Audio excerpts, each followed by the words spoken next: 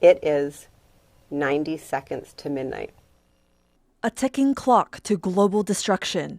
The symbolic doomsday timekeeper set each year by the Bulletin of the atomic scientists remains at the same setting as last year, at 90 seconds to midnight, the closest to midnight or nuclear annihilation that it's ever been in its 77-year history. 90 seconds to midnight is profoundly unstable and must not engender complacency. And two, the advancement of technology is quickening and outpacing our ability to govern them. The clock, set up by the likes of Robert Oppenheimer, the father of the atomic bomb, has been ticking since the Cold War.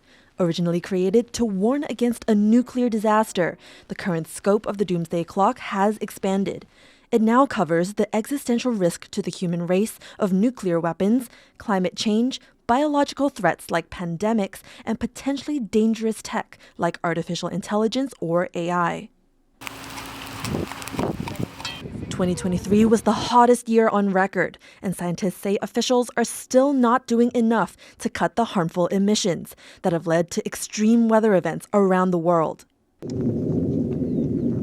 Meanwhile, ongoing wars involving nuclear-armed Russia in Ukraine and Israel in Gaza mean nuclear escalation is a serious possibility. One of this year's Doomsday Clock speakers, Herb Lin, told TaiwanPlus that Taiwan-China tensions were also a concern, as growing aggression from Beijing could boil over and add to the risk of nuclear war. What is China doing with respect to its nuclear weapons?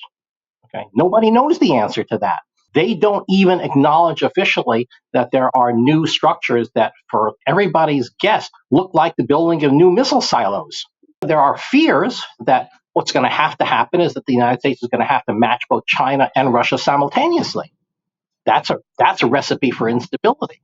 Scientists are also worried the threat of nuclear war could worsen with the boom in generative AI, tech that's already fueling disinformation.